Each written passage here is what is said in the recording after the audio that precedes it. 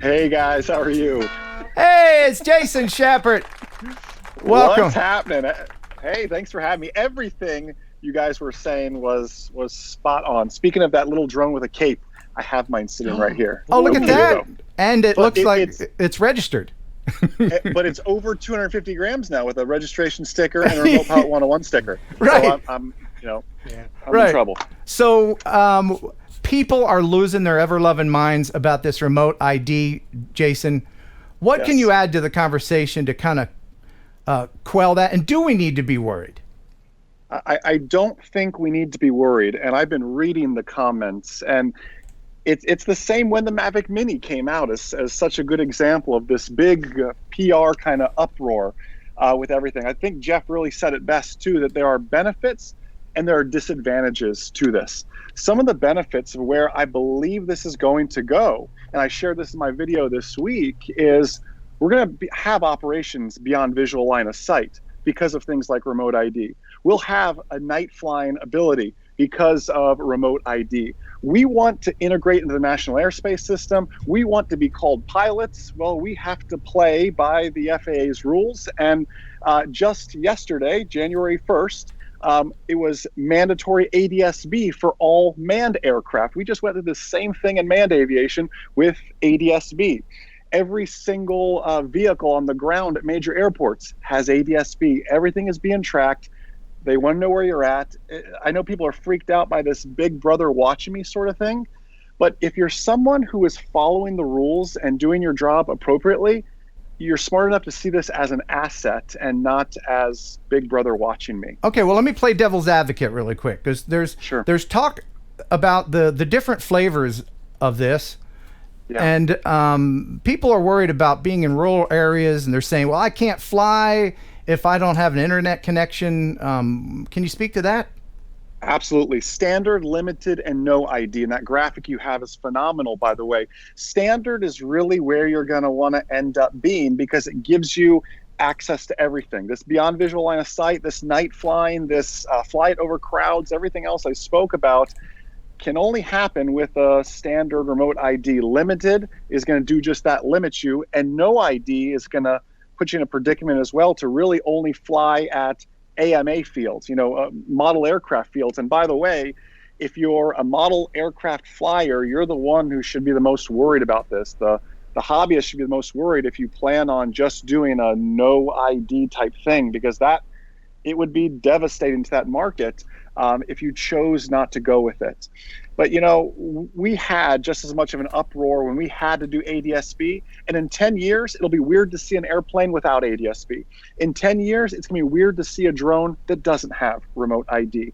It's just something we're going to all really adapt to. To your question, though, what if I don't have cell service?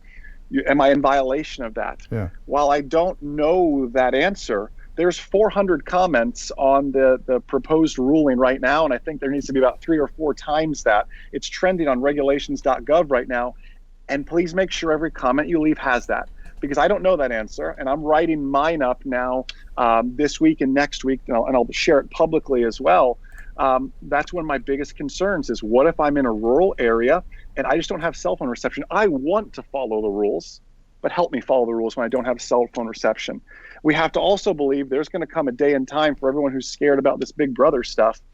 Drones are going to have SIM cards in them one day to make this process even easier. Their own LTE connections and 5G and 6G and however many Gs we're on by then as well. So just be mindful of all this. This is good. And I'll be one of the few people, Ken and Kelly and Jeff, I imagine you can share this sentiment that this is good for the people who are doing the right thing. This is an asset to you. There is always going to be people who are not going to follow the rules no matter what.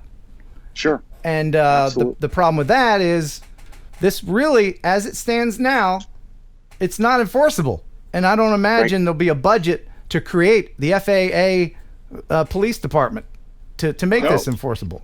And I had something I wanted to put into this, because I was kind of surprised in one aspect to this was the exceptions that they had on the rule, right?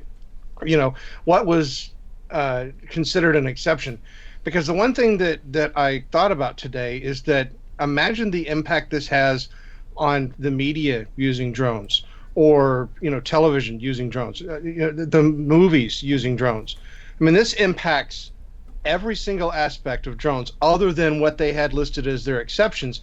And all of those corporations and all of those businesses, you're not going to tell me that the movie industry is going to be like, we can't fly a drone out in the boonies chasing a car down a street with a helicopter and explosions. Yeah, it's not. No. Everybody's talking about this like it's a foregone conclusion, which it is not. What do you think, in your professional opinion, Jason, is the likelihood that this will pass? Well, I believe it's going to pass, maybe not in its current form. And for those of us who don't think the public has a say in this, and I've seen a lot of the naysayers, the FAA is required by hand to read and go through each and every comment. A lot of those will end up getting published with responses from the FAA. So, Ken, your point of don't just, the FAA is an idiot, that you're not going to get a response from the FAA if you say that. But your thoughtful responses will, or your thoughtful comments will get a response from the FAA. To Kelly's point, this is 3 years, I think, is going lightning speed, super fast. I don't think we'll see it in 3 years.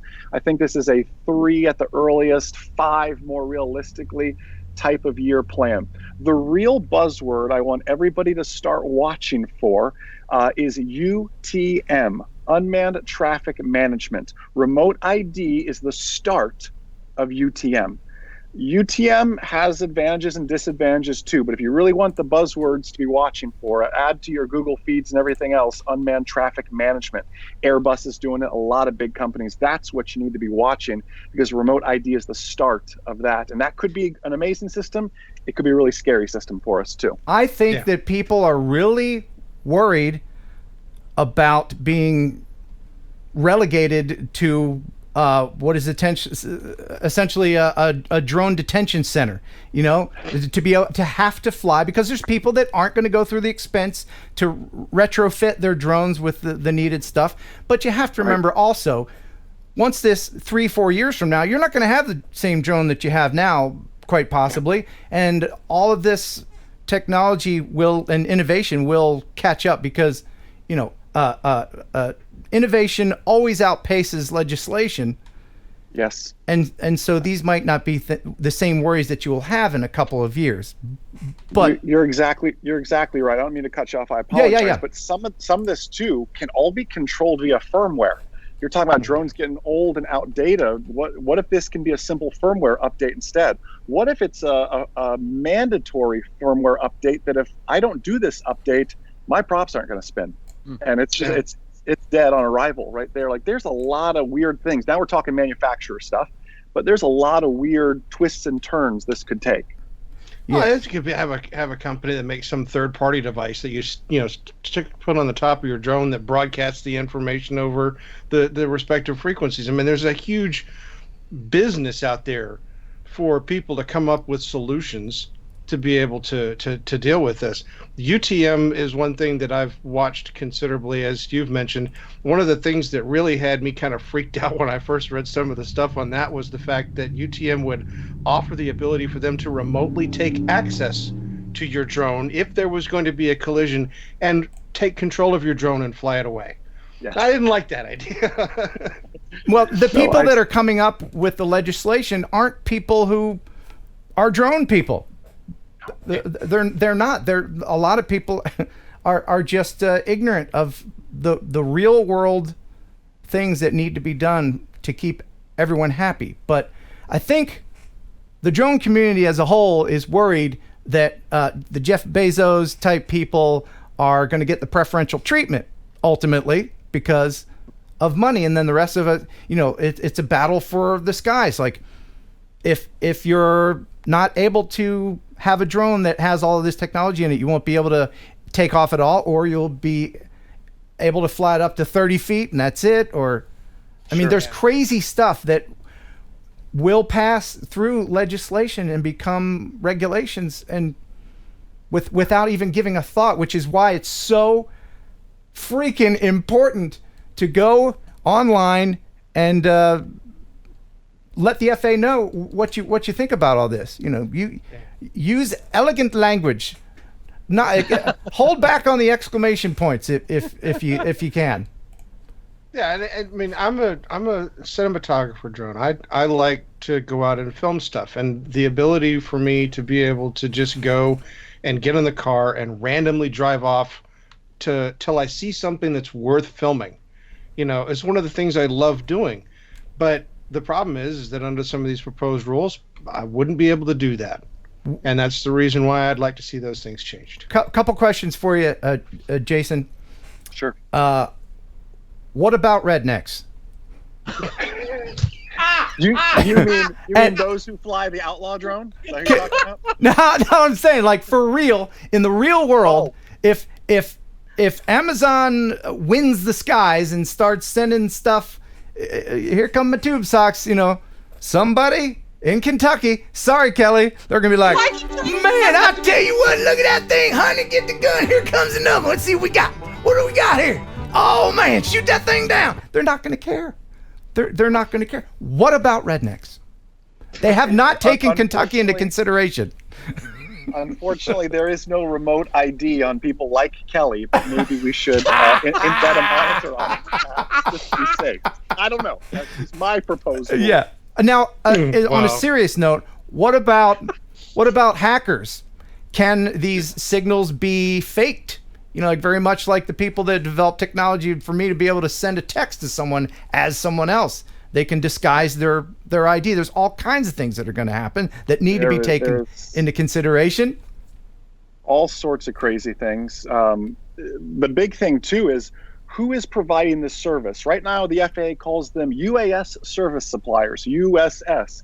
Is Amazon going to be one of those? I mean, who is going to be supplying this? Their estimate of $2.50, I believe that's per drone. I don't know what that's going to be per month. Who am I paying that to? That's not the government. This sounds like I'm all for capitalism, but who is putting this on that's actually doing this and providing this service? Because like you said, if it's Amazon, that's the USS, who do you think is going to get the preferential treatment with that? That's where we need to be careful in this scenario as well.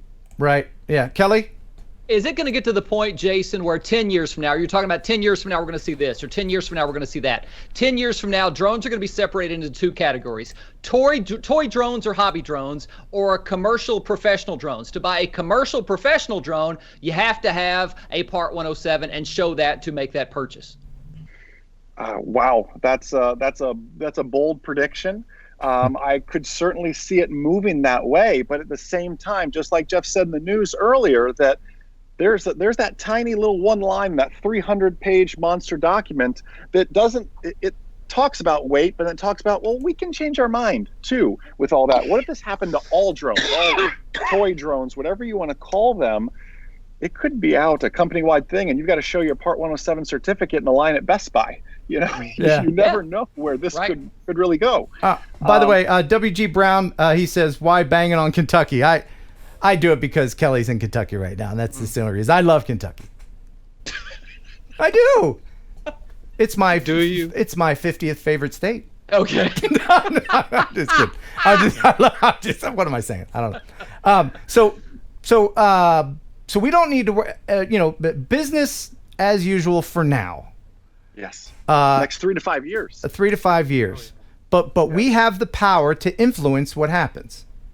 Absolutely. This is our chance. Our comment window is limited. You need to start writing those up over the weekend and send those out. And again, you have to share my concerns, but my concerns are who are these USS? What type of people are they? Again, I'm all for capitalism. I just want to know who's really, truly doing it. Next things, what about no cell phone signal, Wi-Fi, all these things? Is this an upgrade, by the way? Can this be a firmware update? Or is my Phantom 3 now a brick and I have to go out and buy all new equipment? Are there third-party providers? All these sort of things. And then the big one here, a note I have is, who does have access to our data and location? Yeah. I don't mind, in the manned aviation world, everybody can see me as a little blip on the radar. They can see my tail number, which is like my license plate. It's no big deal. They can see how high I am, how fast I'm going. That's not a big deal. But to the hacking point and everything else, or a client of ours brought up something very good recently. He said, what about law enforcement, Jason? What if there's a hostage situation, we're using this drone in a law enforcement situation, we don't need the bad guys knowing where the good guys are. So that's an interesting little segue into that. So I don't know those answers. And that's what my comment's going to be to the FAA when I write it up for next week. It just seems very sloppy as it is. It seems like they're trying Rushed. to stir things. Yes, they're trying to stir things up. I hope that are they consulting with anyone in the industry, the MA or anything? I mean, what do we do? Do we call our congressman? Do we? It's funny you say that. They did just set up a committee recently, but it was for changes to the Part 107 test. It was nothing about remote ID. So we tried as Remote Pilot 101 to get on any committee we can to try to provide influence. We have great success with that, but there's been no requests for a remote ID committee.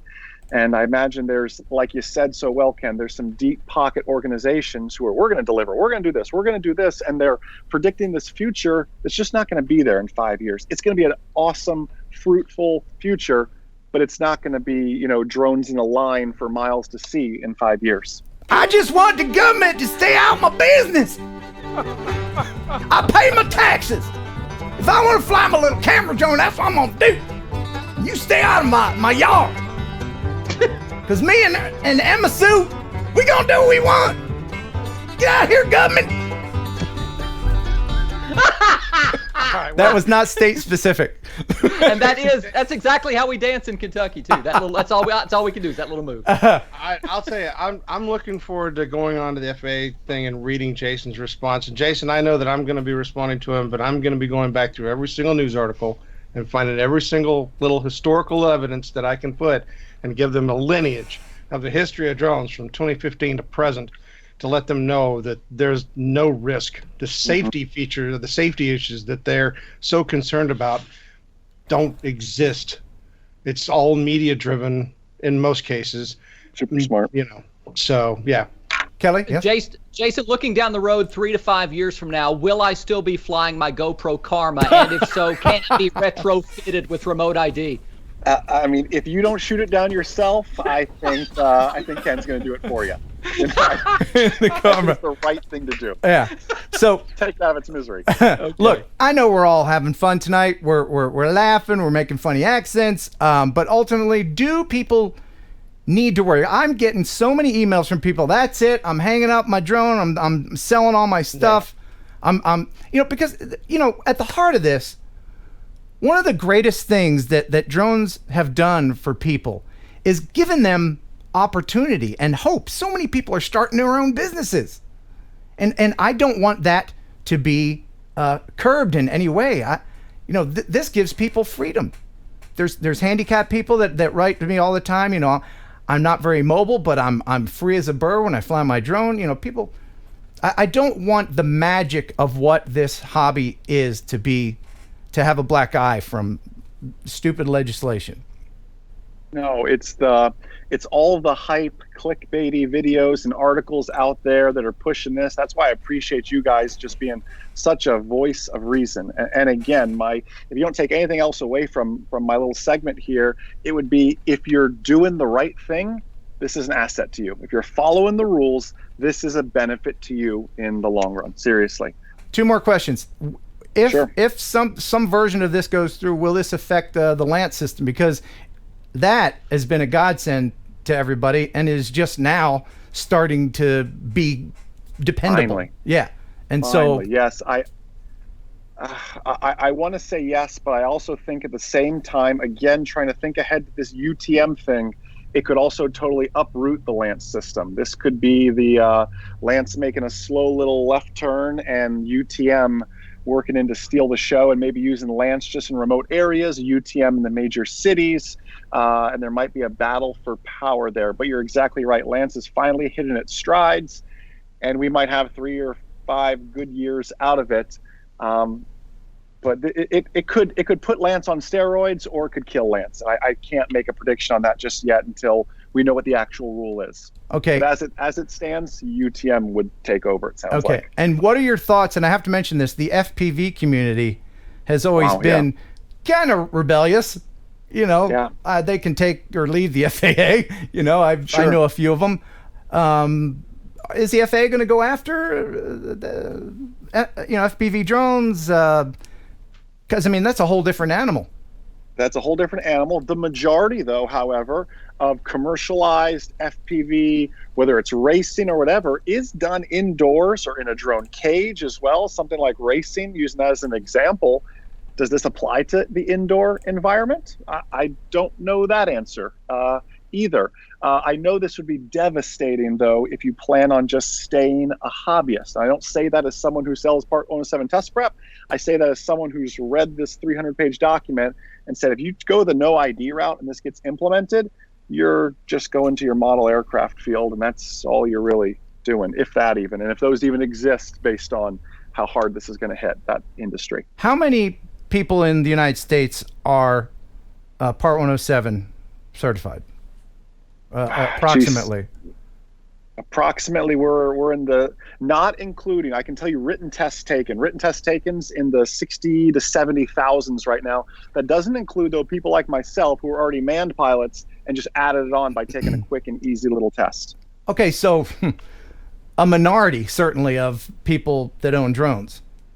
Well, yes, and most of those own multiple drones, though, because then look at registrations. Registrations are pushing 1 million drones registered, so it's a minority of people who own a lot of drones. But then again, there's places like Disney who employ 1,000 drones in their shows and everything else too. So that's another story. So there's people that will never register, they will never do any of this, and all this doesn't even concern them because they're going to continue to do what they want. There's people that want to do the right thing, and are Part 107 certified, or at the very least registered, and don't have a problem with it. So you have to know that if this comes to fruition, that a majority of the people will just be like, well, hey, there you go. I'm just not going to participate. There's people that will just never will. And like I said before, if there's not going to be the FAA police, there are not going to be any consequences. Right. And Jeff made a point just the other day about, what did you say, Jeff? There's never been any deaths in this country from result of drones? Nobody's ever been killed by a drone. And the known instances where an aircraft has come into contact with a drone, no loss of life has ever been caused, and the impact to those aircraft was minimal. And even then, those documented incidents are very, very few and far between. With the number of flights that take place every single day and the millions of drones that are registered in the United States, God knows how many of those things are flying every day. If there was a huge security risk or safety issue, we would see a lot more, but we don't. And the only instance that I ever read about where an aircraft was forced to land because it collided with a drone was the helicopter in the Baja race, the MD-500, that collided with one of the camera drones that they were using to film the race. And even then, the pilot was able to safely land the helicopter. Mm-hmm. It was minimal damage to the helicopter. They felt it was safer to cart the helicopter off versus flying it out of there. So, I mean, listen. Thank you, Jeff. When you're contacting, and there's links in the description to the Federal Register where you can lodge your comment. Please don't be defensive.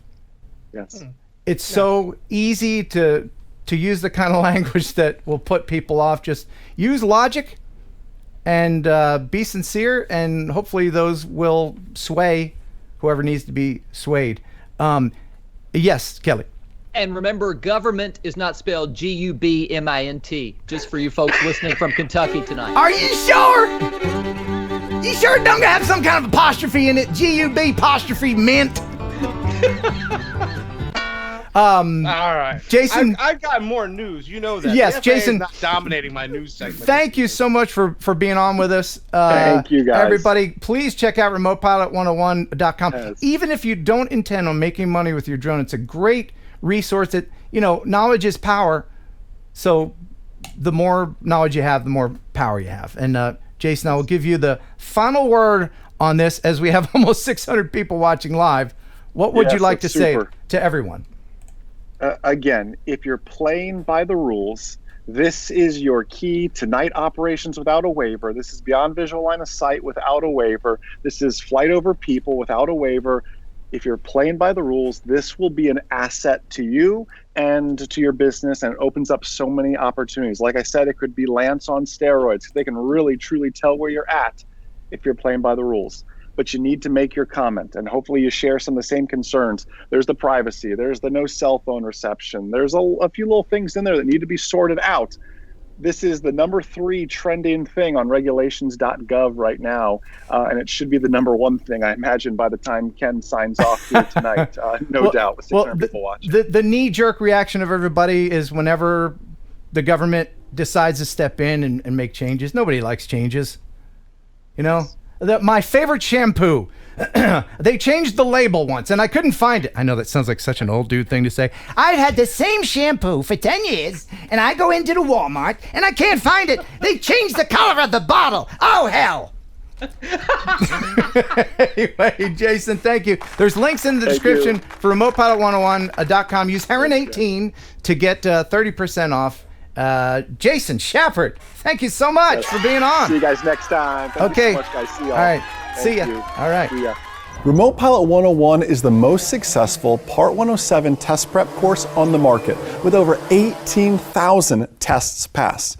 It's one price, and you get our updated initial and brand new recurrent course for life. It's 2 courses for the price of one, and it's for life. See the actual test questions, learn the material, take the practice quizzes, all at your own pace through our easy videos you've already grown to love.